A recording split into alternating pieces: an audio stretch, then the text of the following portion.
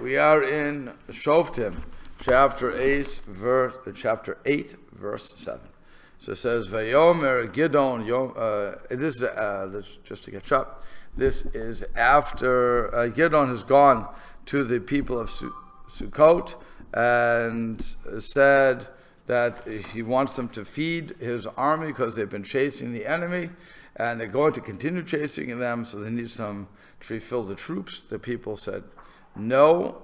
The people didn't want to give it al tzedakah, and the leadership doesn't want to give it because, as the Masudas David explained, they were afraid that if they showed partiality to Gideon's troop and then Gideon lost, then the enemy would come back and attack them. They didn't feel that they should put themselves into unnecessary danger, so they answered him that we're not going to give you the food because you don't have the enemy in your hand. Okay, that's what they said. So it says, Vayomer Gideon, so Gideon said, Lechein, therefore, Bateta Hashem et Zevach v'et Salmuna, so therefore when Hashem will give Zevach and Salmuna biyadin to my hand, V'dashti episarchem, I will thresh your flesh, midbar, with the thorns of the midbar, with the wilderness, v'yad habar kanim, and with briars. She's telling him it's not going to be good for you. So the Judaica, what's it called? I always forget what this is called. Judaica Press. I don't know what it's called.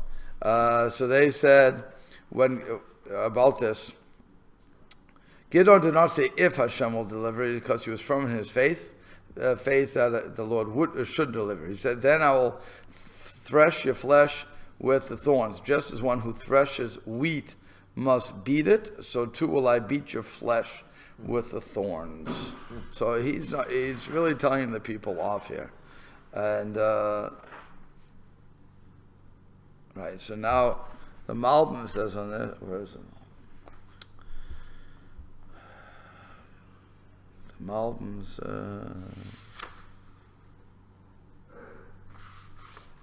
no, he doesn't.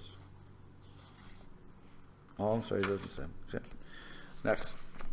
Okay, then Vayal Misham Penuel. So when he went up there from to Penuel by the Be'er Aleim Kazot, he spoke to them in the like manner. V'yanu voto anshe Penuel, and the people of Penuel answered to him, Ka'ashranu anshe Sukkot, the same way that people of Sukkot answered. So he went up. The Masudas David says he went up just like he spoke to the people of Penuel, and he told them what he wants, food and everything else, because they're going after the enemy. So what happened was they went to Penuel.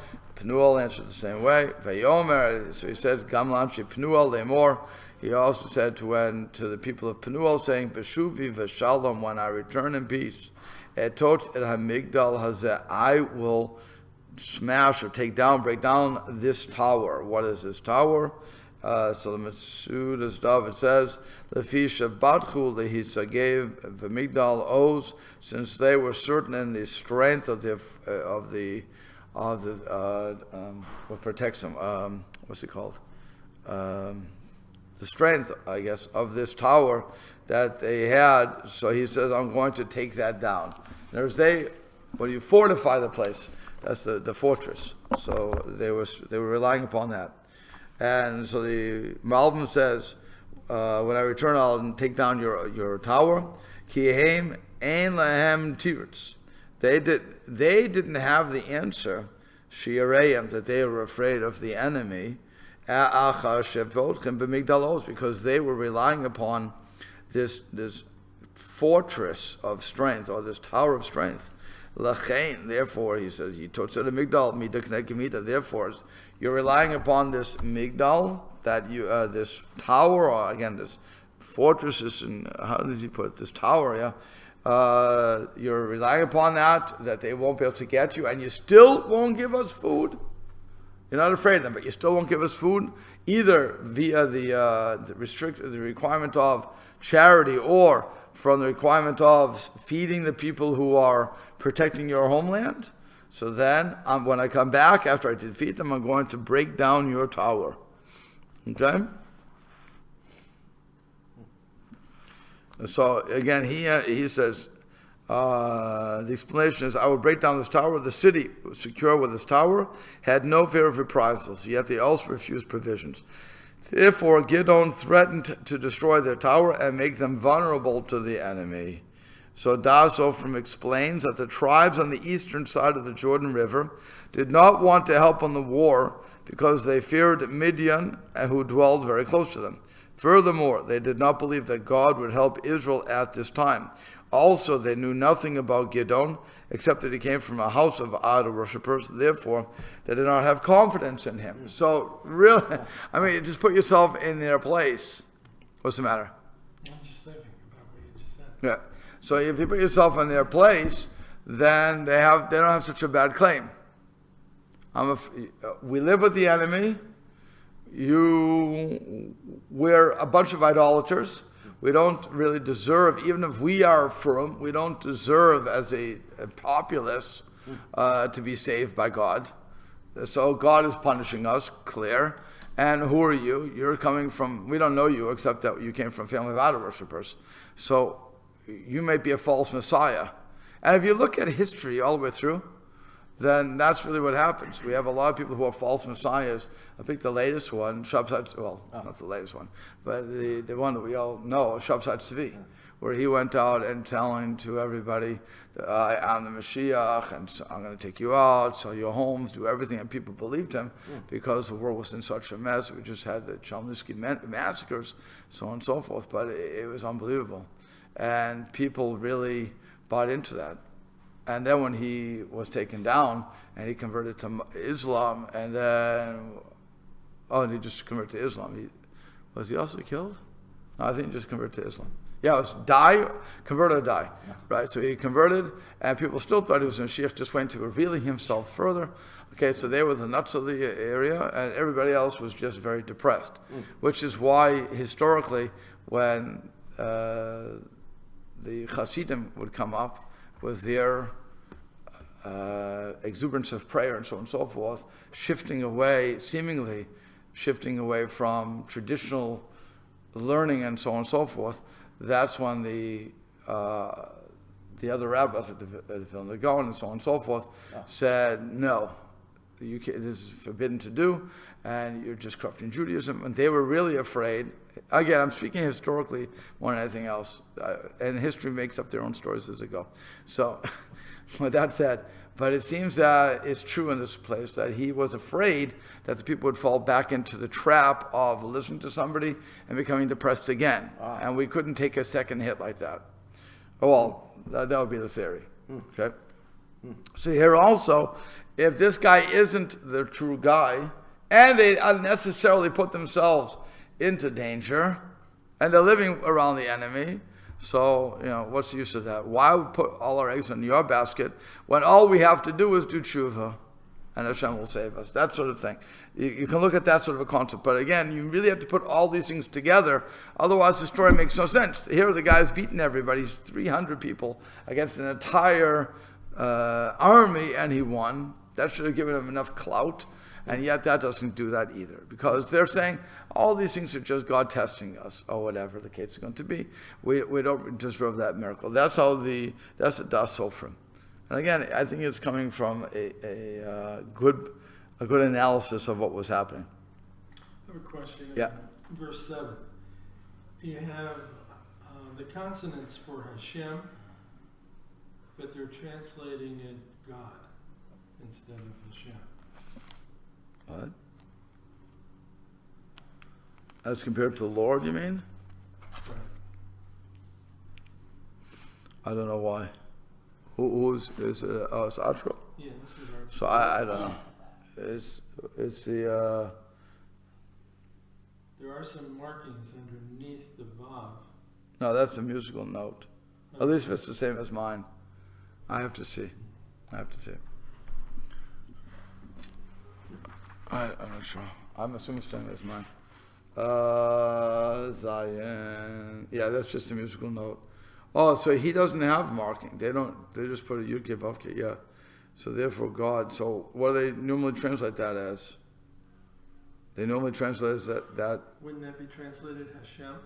No. Artsco usually uses that. I know in Durham they do. They use Hashem.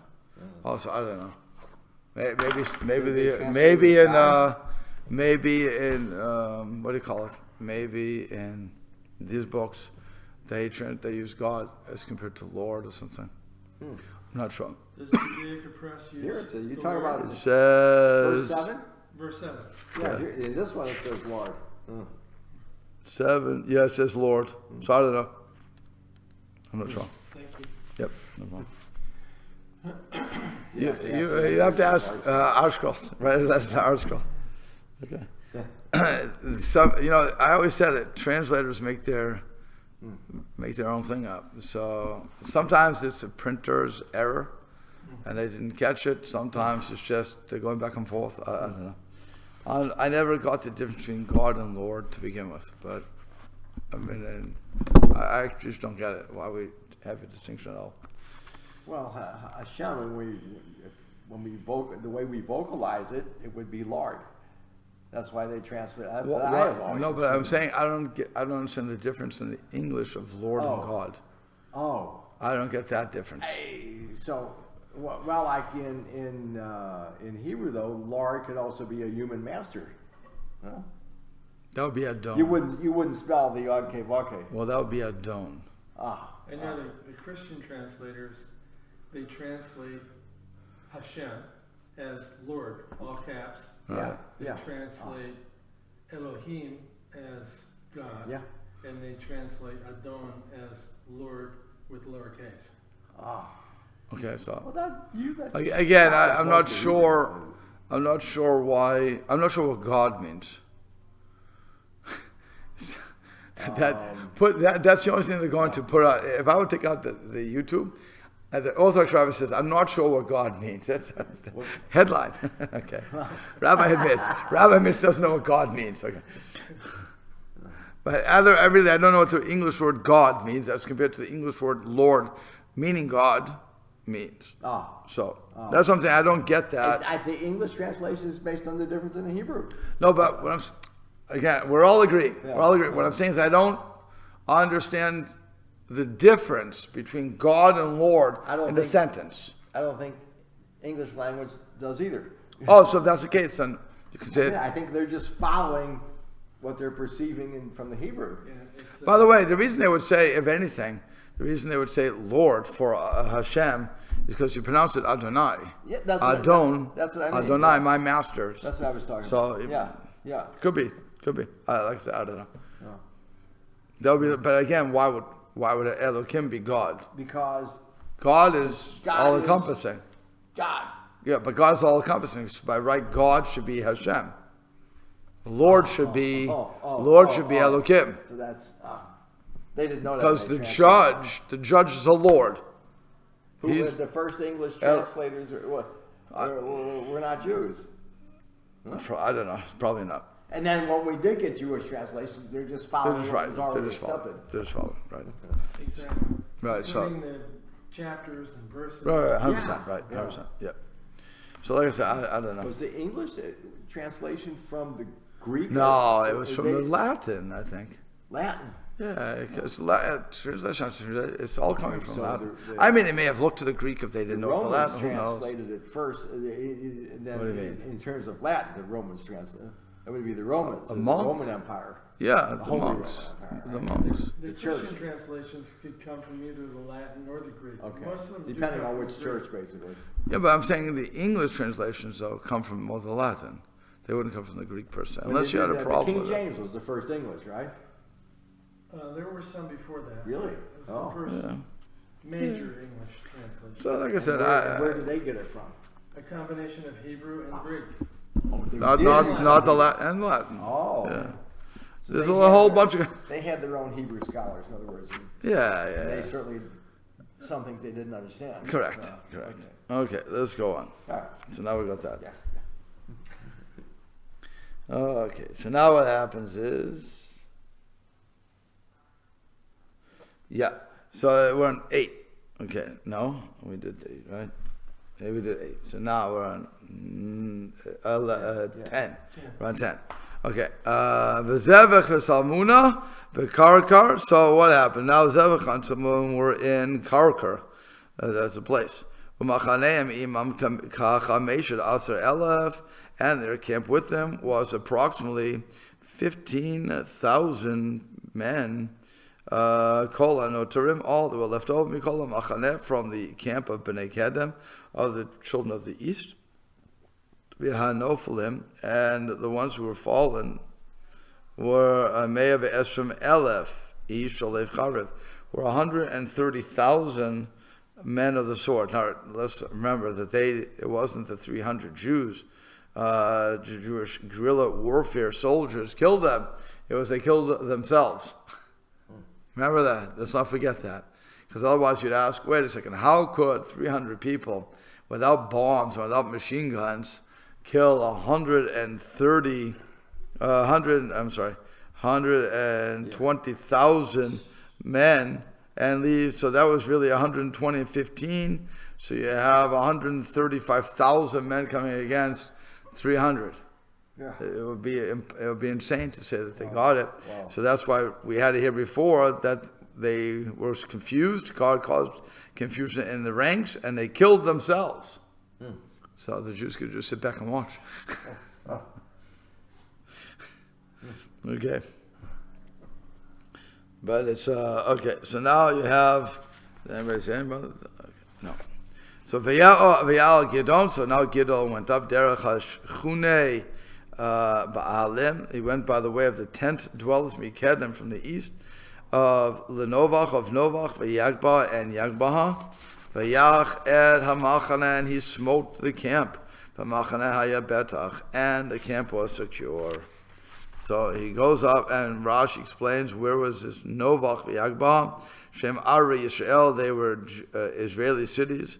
Floratza leilech sham, and he didn't want to go there. El derech kalton kadesh lo yirgushu behem v'humam beton, so that they wouldn't. He didn't want to go there because in the way of Al-Qaton, because then they would. He wanted a surprise attack. That's what Rashi is saying. He wanted to get a surprise attack. Okay. And then we're not there yet. So Vayanusu, what happens? Vayanusu Zevach Salmuna. So Zevach and Salmuna once again they flee.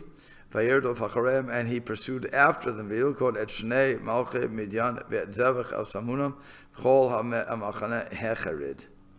So what happened was that they fled. He chased after them, and he captured both the kings of Midian, Zevach and Salmuna, and the entire camp was terrified.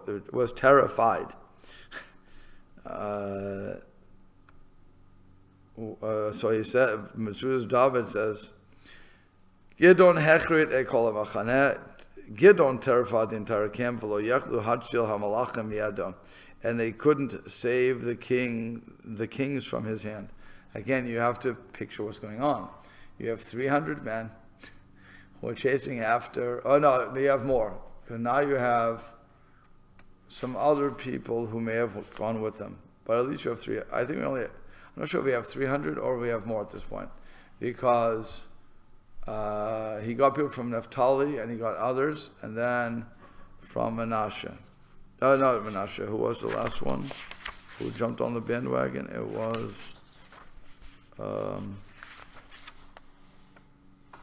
Ephraim. So Ephraim was just, I'm not sure if they came with him across the river. I'm not sure about that. But basically you have a very small troop, and what's happening is he's defeating the camp. So again, you have to ask the question, why wouldn't 15,000 people be able to defeat 300 or 400 or 500? Why wouldn't they be able to defeat them? So the answer is he got them, first of all, by surprise. Then he captures the two kings. And so now they're terrified of this guy. What's going to happen? So they don't want to go against him. It shows you how much they cared about their kings. So now what happens? V'yashav Gideon ben Yoash min ha-milchama. So Gideon, son of Yoash, returned from the milchama mima'alei hacheres when the sun was still high. And so the Malbim explains, Ki nafal alav, Pirish, shenafal alav machane belayla, night fell upon the camp, Kimo shepam arishon, like that the first time, hecharidam belayla, like that they terrified him at night, ve'et she'ala hecheres ala arch shav, when the sun went upon the earth and returned, Ratzal Moshe shav, misiva she'ala hecheres yanashiv hayumatim, v'leichli lechem rach belayla, and the men could only fight, since they were a small group, they could only fight at night. So that was a problem. I mean, that's how they were getting away with everything. Okay, so then what happens? Vayilkad na'armi anshe Sukkot. So he captured a young man from the people of Sukkot, v'yishalehu, and he answered, and he asked him, Vayichtov ayilav et sarim Sukkot v'etzikaneha. And he wrote down for him the officials of Sukkot and its elders, Shivim v'Shivim ish, 77 men. Okay, so what? So go ahead. What's going on here? Again, he caught a youth from the people of Sukkot and he asked him, and then he wrote down for him the 70 names of the officers of the Sukkot and his elders, 77 men. So, does it make sense? Does something make sense?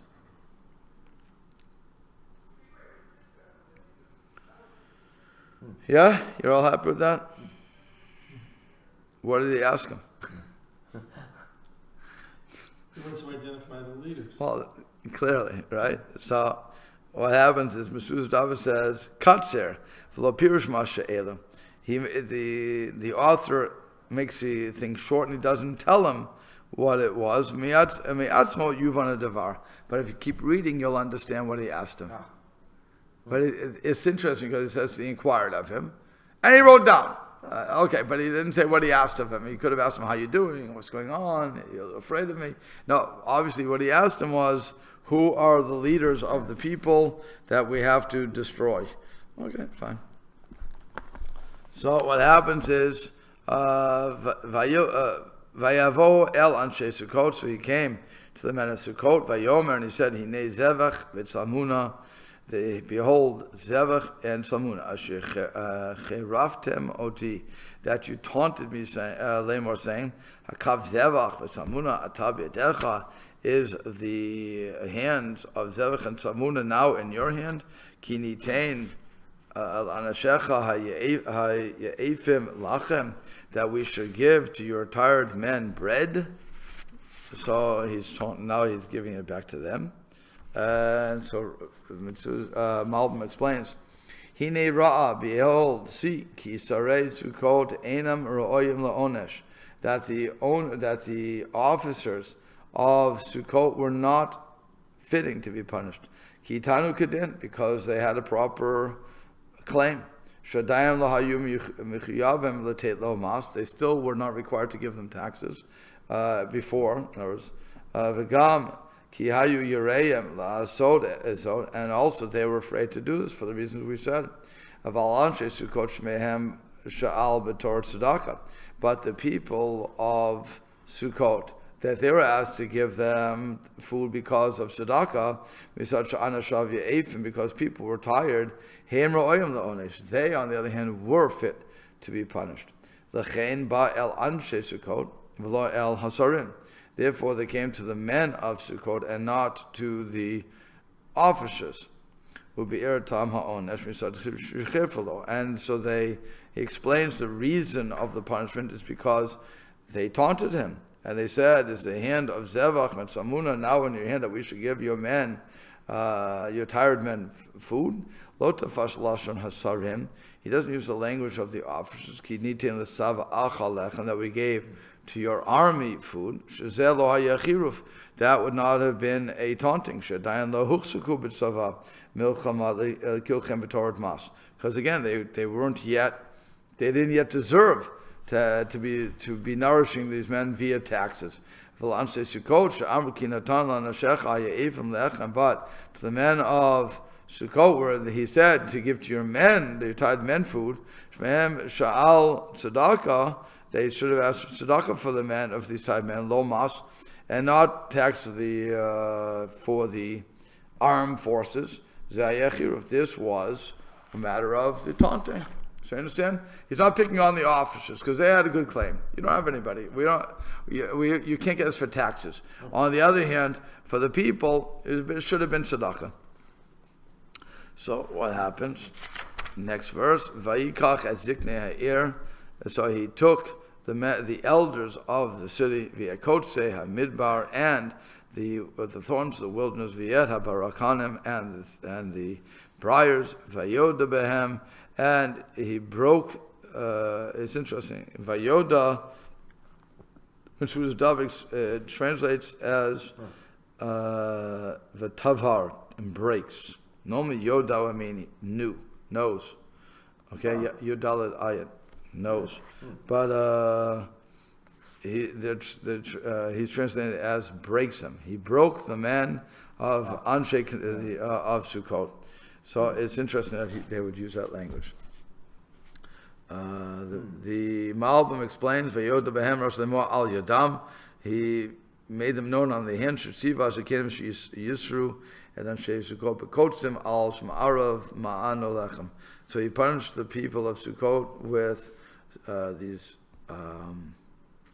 Again, the thorns on that they withheld the bread from the people who were hungry. So it's just a matter of making them know what they did wrong. They didn't put their hand out properly to do it. V'yet Migdal Penuel Natats, and also the tower of Penuel he broke. V'yaroget Ansheir, and he killed the men of the city. So what's going on there? Why did he kill the men of the city? Ki nilchamu bo ba'avon nitisat Migdal, because they fought with him because he was going to break down the tower. So it's not that he see that the thing is, when you read this again, he hits the people of Sukkot with the thorns. So I'm going to do that to you when I come back. I'm going to do that to you. Now he says, I'm going to break down your tower to the other people. And then suddenly he says he's killing the people. Well, you can't kill somebody for not giving tzedakah. Otherwise, a lot of people will be dead. And you can't kill people for not paying taxes. Otherwise, a lot of people would be dead. Okay, so these aren't death penalties. And yet it says, and he killed out the men of the city. Why? So the Metzudas David is explaining, because they saw him trying to break it down. They went to war against him. So now it's self-defense. So that's it sounds crazy when you say it like that, but it's a self-defense here. Okay. And so it's right. The Malbim also says, Shlo Yalehem Tirutz Ka'anshe Sukkot. So why is the Malbim goes a different way?